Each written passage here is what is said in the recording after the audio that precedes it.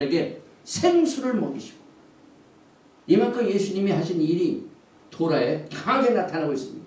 그러면 어떤 면에서 예수께서 희생제물을 성취했습니까? 우리는 예수께서 십자가에서 죽으신 것의 죄의 희생제물인 것을 다 압니다. 우리의 죄를 위하여 예수께서 십자가에 돌아가셨다. 그래서 예수님이 십자가에 돌아가신 그 사건은 우리의 죄의 문제를 해결하기 위한 희생제사가 된 것을 다 압니다. 그런데 우리가 공부하는 이 제사는요, 죄와 관계없는 제사가 너무나도 많이 있습니다. 여러분. 오늘 우리가 기본적인 5개를 공부하는데요.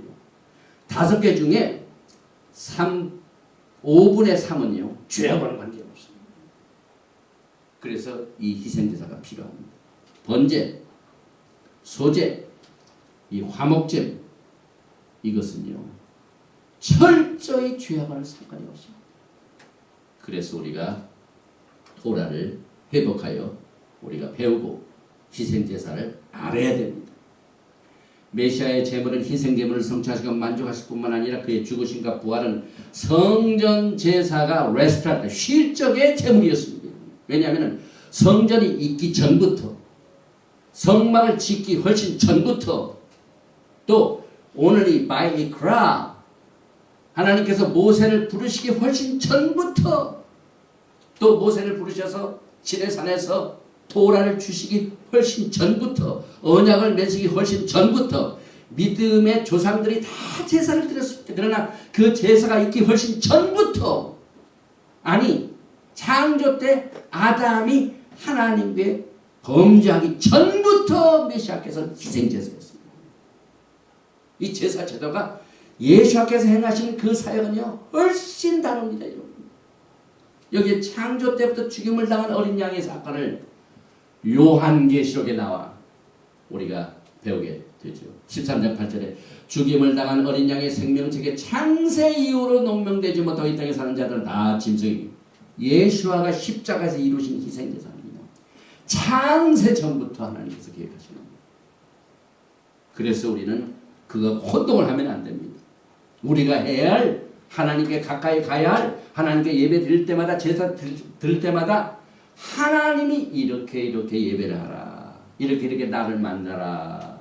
이 날에 나를 만나라. 시간, 장소, 어떤 재물을 가져온 모든 하나님께 가까이 나가는 이에는 여전히 토라를 필요로 하고 있고 토라의 바이크라 희생제사를 우리가 배워야 돼요. 특별히 복음을 증가하는 주의 종들은 필수적입니다. 지난 화요일에 우리 특별 세미나 지금 진행되죠. 거기 공부하시는 분 가운데 한 분이 레위기를 그렇게 좋아하시는 걸 제가 보고 굉장히 큰 고무를 격려를 느꼈습니다. 주의 종들은요 이 레위기를 반드시 메스트해야 돼요. 레위기 1장 1절에 여호와께서 회막에서 모세를 부르시고 하나님의 부르심을 받은 종들은요 바이크라 이것부터 시작을 해야 돼요.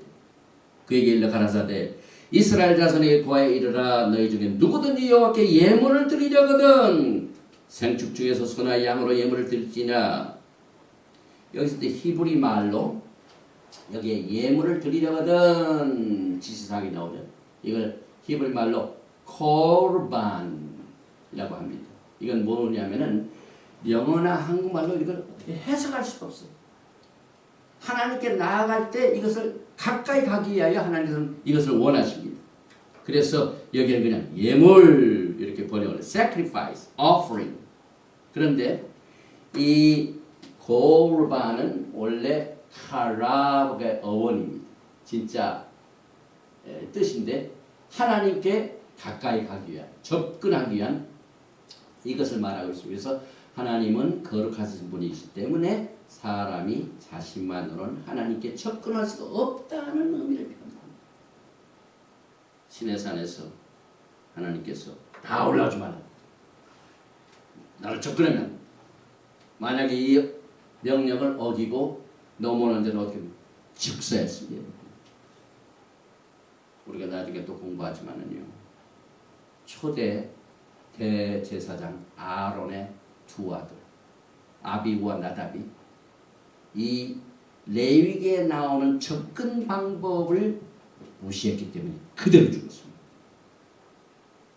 지난번에도 우리가 공부를 했죠. 이상한 물을 펴가지고 안식일에 이상한 물을 레위기를 공부 못하면 그런 결과가 나타난다 이 말입니다. 그리고 이 희생 제물의 뜻을 이해하지 못하고는 하나님의 거룩을 이해할 수가 없기 때문에 죄인이 하나님께 가까이 가는데 드는 비용이 엄청난 값을 치러야 됩니다. 피를 흘려야만 됩니다. 여러분. 고가의 죽음의 값을 치러야만 된다는 사실을 우리가 레위기를 통하여 배우게 되는데 신학적으로 이것을 정리해 보면 구속의 값, 고로만이에요.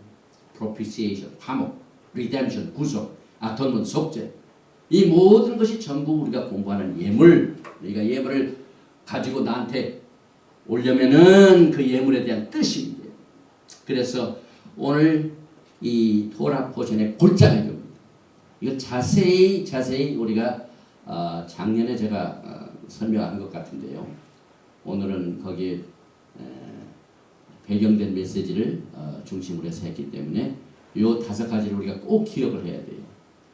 레위기 1장 1절부터 5장에 나오는 바이이크라에 나오는 제사에는 5가지가 있습니다. 첫째는 burnt offering, 번제입니다.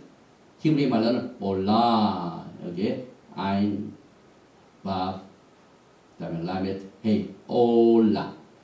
그 다음에 두 번째가 grain offering, 소제입니다. meal offering. 이걸 히브리 말로는 민카라고 합니다.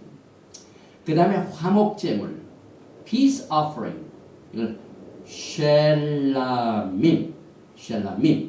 화목제물. 그 다음에 이제 속죄, sin offering. 이걸 카타트.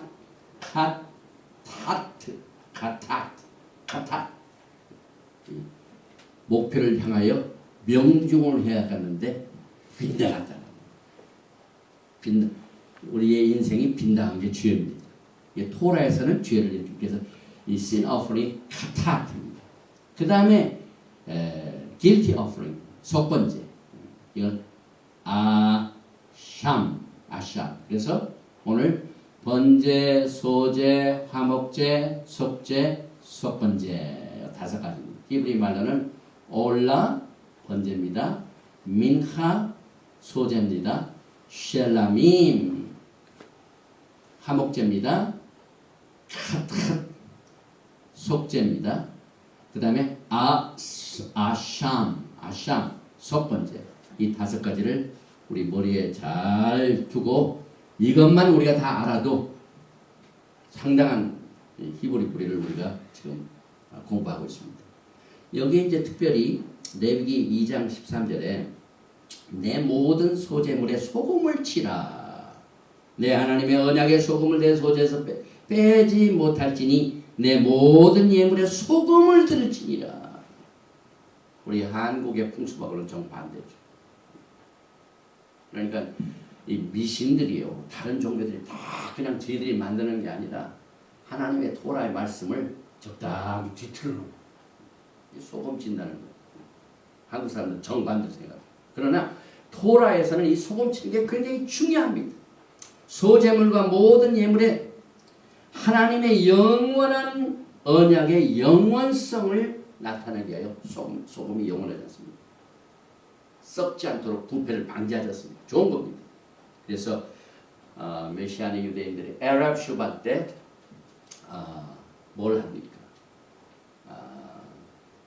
하머치를 하죠. 하머치 빵을 들고 그 다음에 잔을 마시죠.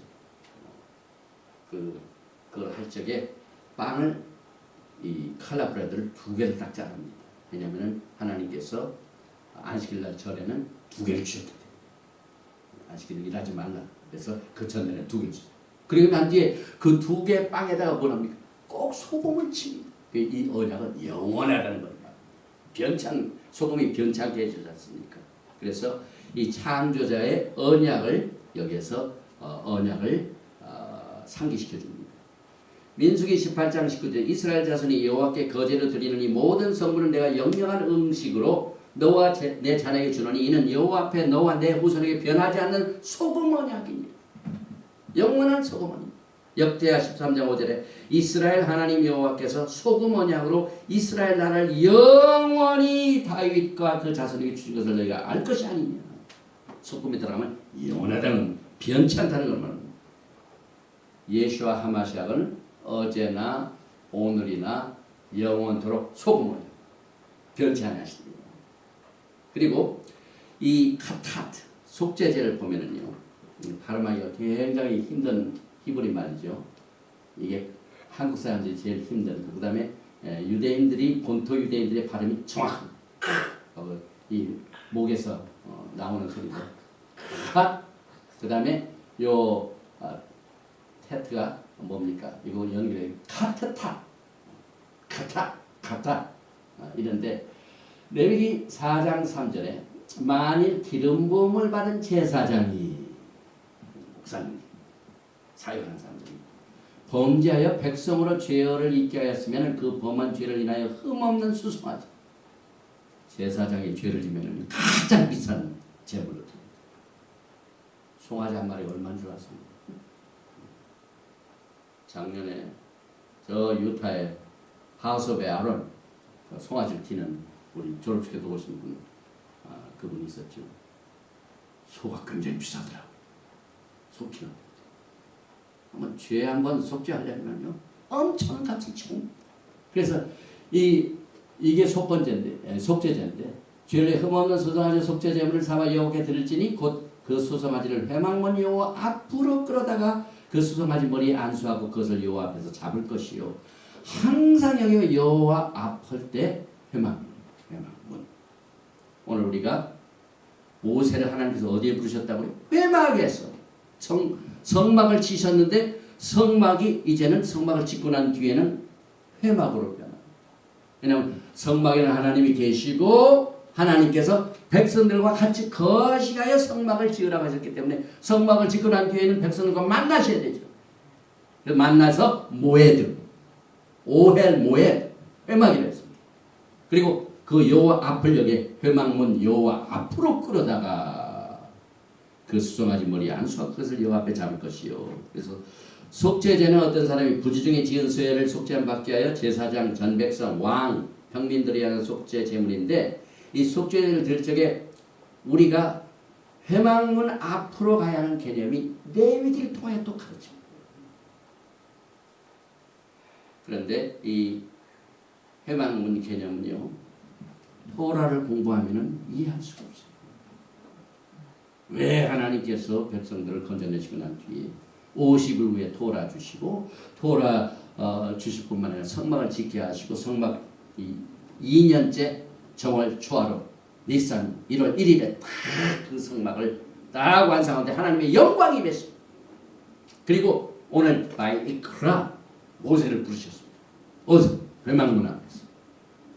여기 레위기 5장 15절에 누구든지 여호와의 성물에 대하여 그릇 범가하였거든 여호와께 속건제를 드리되 너의 지정한 가치를 따라 성소의 세겔로 몇 세겔 은혜해 상당한 흠없는 수양을 때 중에서 끌어다가 속건제로 드려서, 이 속건제란 말은 아샴, 성물에 대한 범과를 갚되 그것에 5분 1을 더하여 제사장에게 줄 것이요, 제사장 그 속건제의 수양으로 그를 인하여 속한즉 그가 사함을 얻으리라.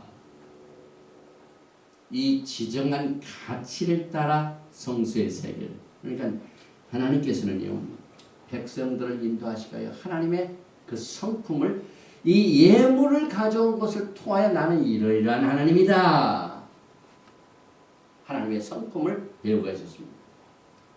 그래서 이 손해배상해 주게도요, 가치에다 20%를 더 추가합니다.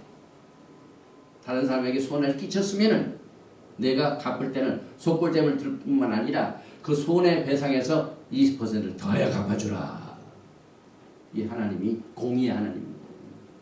그래서 이 속죄제와 속건제는 의무적. 기름 부으심을 받은 대제사장이 성소의 금양단의 속죄물에 피를 7번 뿌림으로 드리는 제물입니다.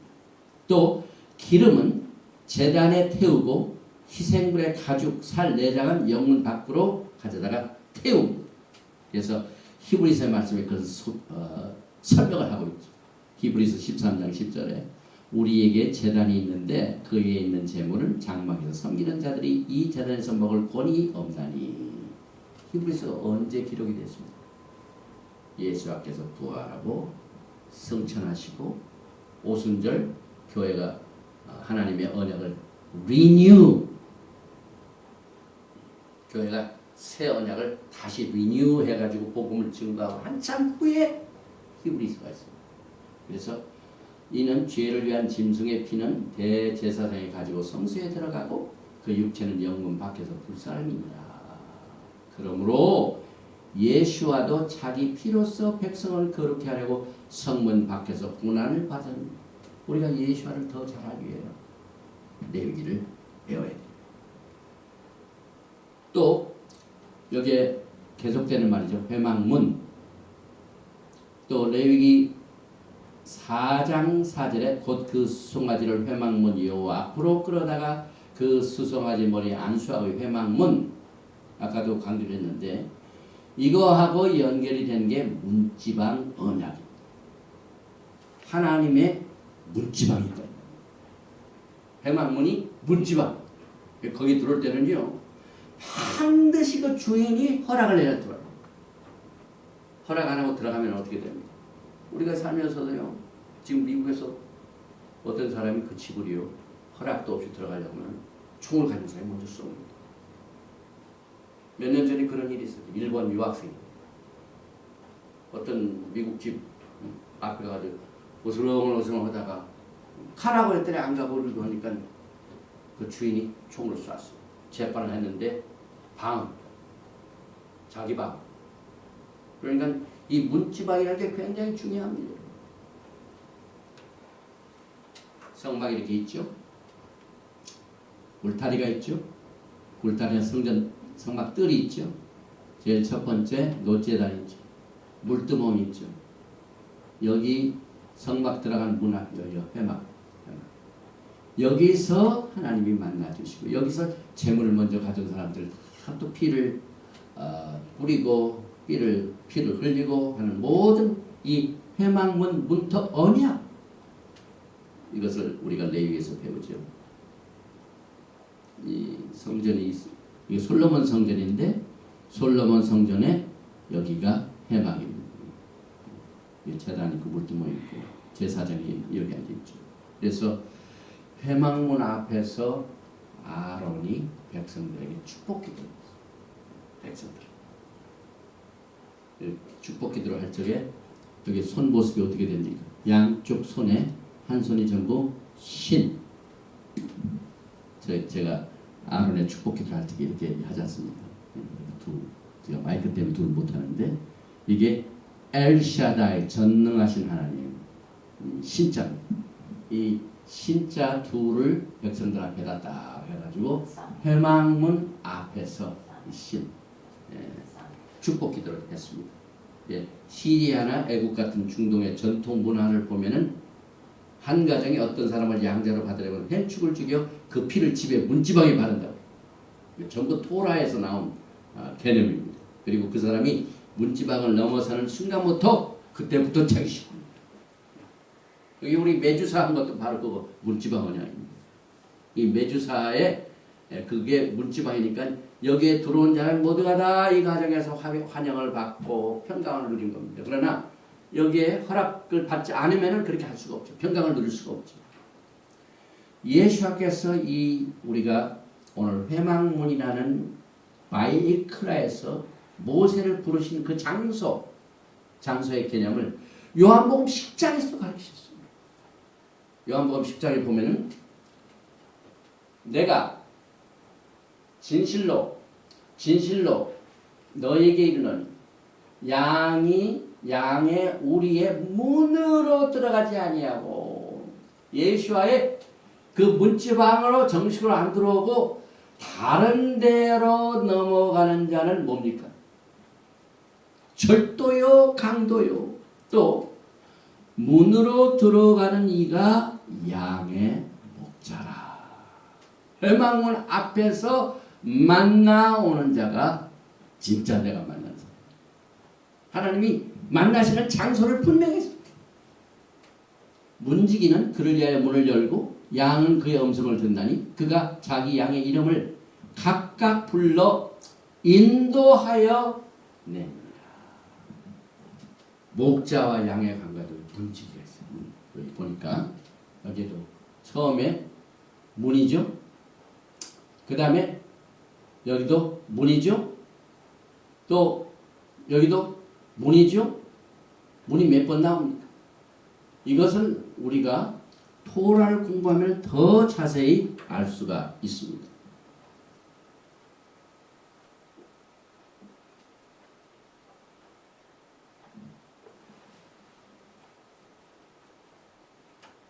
출애굽기 32장 26절에 보면은 이에 모세가 진문에 서서 가로되 누구든지 여호와의 편에 있는 자는 내게로 나오라 하며 레위 자손이 다 모여 그에게로 오는지라.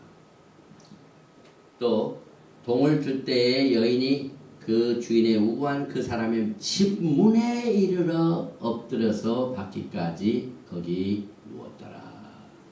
그의 주인이 일찍 일어나 집 문을 열고 떠나고자 하더니 그 여인의 집 문, 모든 것이 여기 집 문, 똑같은 오늘 여호와 하나님께서 모세를 부르신 회막 앞, 또 스가랴서 1장 9절 그날의 문턱을 뛰어넘어서 강포와 괴혈로 자기 주인의 집에 채운 자들을 내가 벌하리라. 하나님께서 벌하시는 것도 이 문턱을 넘었기 때문에 그렇습니다. 강도입니다. 출애굽기 19장 너는 백성을 위하여 사면으로 지경을 정하고 이르기를 너희는 산과 산에 오르거나 그 지경을 범하지 말지니 산을 범하는 자는 정령 죽임을 당한다. 하나님께서 문지방으로 탁 들어섰습니다. 그래서 우리 토라 신학교에 들어오는 문 앞문도 그 다음에 뒷문도 전부 매주하는 것은 이 원칙입니다.